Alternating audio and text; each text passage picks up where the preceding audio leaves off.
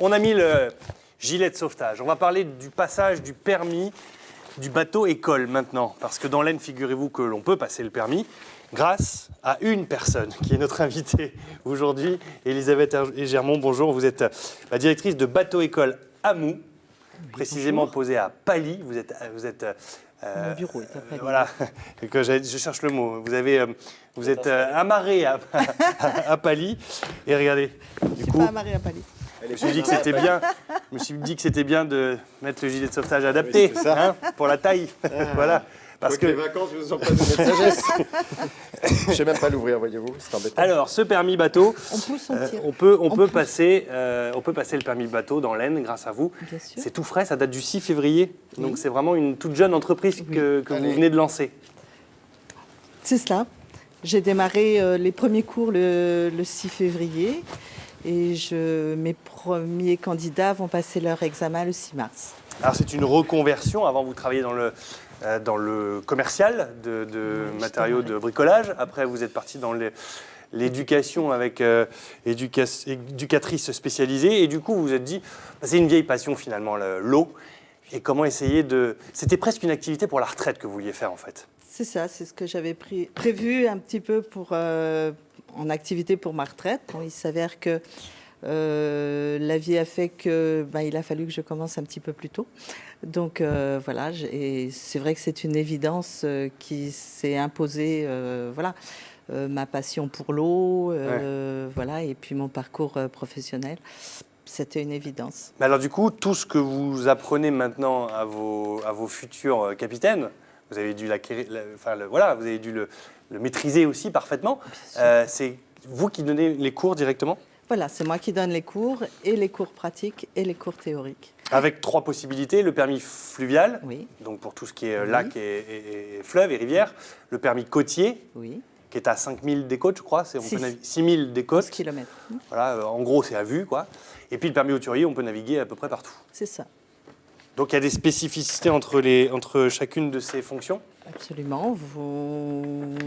On ne navigue pas avec un permis mer en fleuve, on ne navigue pas avec un permis fleuve en mer. Ouais. Il n'y en a pas un qui est plus important que l'autre qui permet de tout faire. Il faut avoir l'un ou l'autre. Voilà. Il faut absolument avoir... alors ce qu'on appelle le fluvial, c'est l'OEIO, option eau intérieure.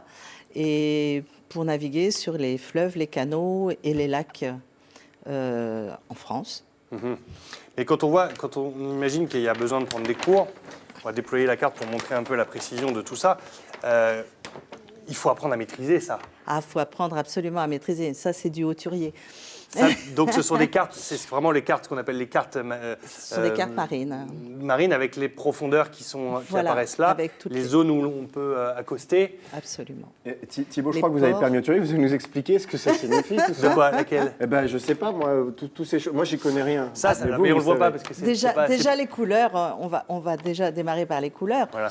Le jaune étant la mer, la terre. Le vert, c'est ce qu'on appelle l'estran, c'est-à-dire le vert, il est là. Voilà, jaune, tout ce qui est vert, c'est l'estran, c'est-à-dire c'est les zones qui sont recouvertes par les marées.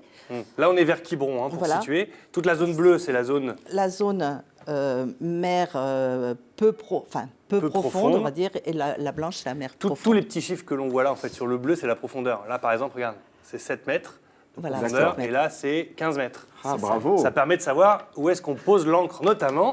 Et je crois savoir que pour poser l'encre, il faut mettre 3 fois la longueur de chaîne par rapport à la profondeur. C'est ça. Si à 7 mètres, il faut mettre 21 mètres de... Il faut 21 mètres de corde et de chaîne. Je suis rassuré, si vous voulez m'emmener en bateau, Thibaut, vous n'avez pas... Est-ce que vous êtes satisfaite de cette reconversion qui n'est pas évidente, j'imagine, et qui a dû se faire accompagner de manière ne serait-ce qu'administrative ? Oui, absolument. Et très heureusement que je me suis adressée au BGE et ils m'ont énormément aidée. Là, j'avoue que pour tout ce qui a été administratif, merci le BGE. Le BGE, on rappelle que c'est un accompagnement de création d'entreprise. Voilà, c'est ça. Et voilà, non, c'est vrai que ça m'a pris... C'est une activité qui est réglementée. Donc, normalement, mon bateau d'école est ouvert officieusement depuis le mois de juillet de l'année dernière.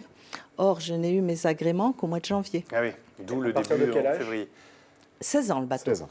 Et ce bateau, n'hésitez pas à aller le voir, un bateau espagnol acheté en Angleterre qui a fait la traversée et qui est prêt à vous recevoir pour pouvoir passer le permis. Merci beaucoup d'être venu sur ce plateau pour nous parler de cette création d'entreprise. On va jeter un petit coup d'œil rapidement sur votre site internet, Gontran. Le site permis-bateau singulier-n.fr. Voilà, on retrouve toutes les informations concernant l'école de bateau-école donc de notre invité. Très bien. Et puis, puisque vous avez parlé de BGE, affichons leurs coordonnées. Si, comme Elisabeth, vous avez envie de vous lancer et d'être accompagné, ça se passe ici, 03 22 72 04 03, 03 22 72 04 03.